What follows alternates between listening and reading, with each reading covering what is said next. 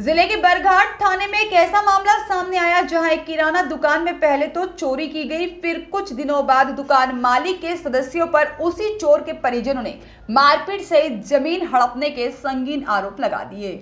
इस तरह के आरोपों के चलते दुखी होकर दुकान मालिक राजेंद्र सूर्यवंशी ने बरघाट थाने में संतोष काकोड़िया के विरुद्ध चोरी की शिकायत का आवेदन देते हुए निष्पक्ष जांच की मांग की है।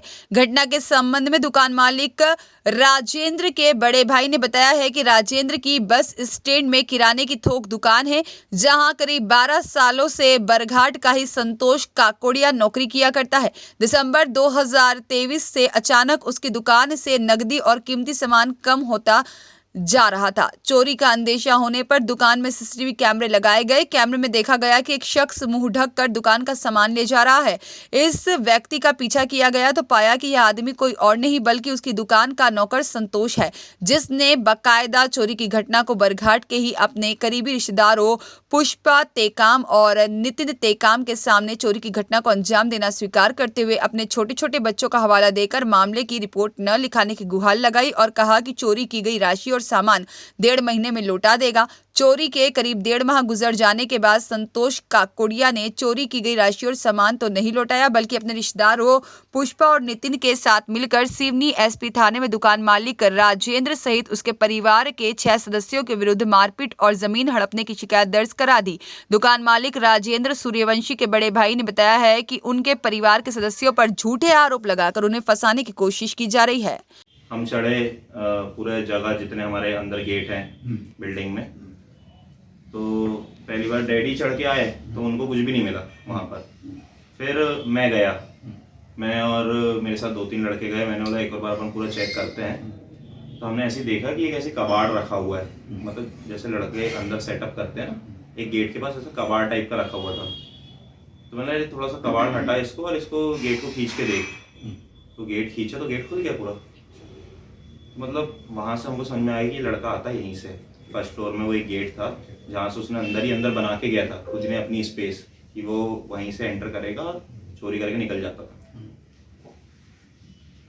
अब हमारे पास कोई ऑप्शन नहीं, तो हम उस दिन पूरी रात दुकान में रुके कि हमको वेट था कि आएगा। पर और ऐसे रुके कि मैं और एक और लड़का अंदर थे दुकान के, और बाकी सब मेरे भाई लोग हमारा जस्ट दुकान के बाजू में घर है, उसकी छत में बैठे हुए थे। और दुकान की हाइट हमारे घर से भी ऊपर है, तो हमको आइडिया था कि नीचे से आता होगा। हमने कभी सोचा ही नहीं कि छत से आता होगा। हम नीचे के मूड में थे, इसलिए हमने हमारे घर के छत में बिठा ले थे।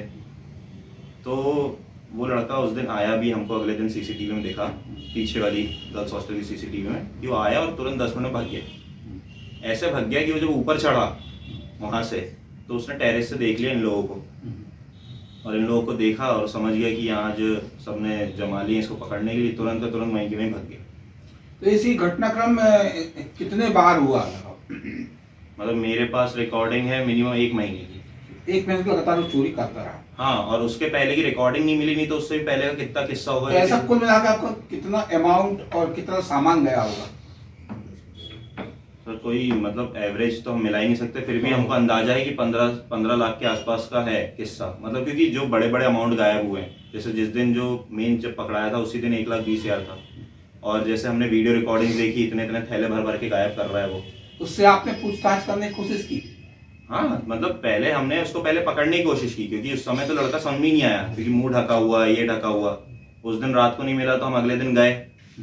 अब जब हमको ये समझ में आया कि भाई नीचे नहीं आया, और उस दिन बस नहीं आया जिस दिन रेगुलर, अभी तक रेगुलर आ ही रहा है हमारी दुकान के कैमरे में, आज नहीं आया, तो मतलब ये इसको समझ में आ गया कि हमने कल रात को हम दुकान में बैठे थे।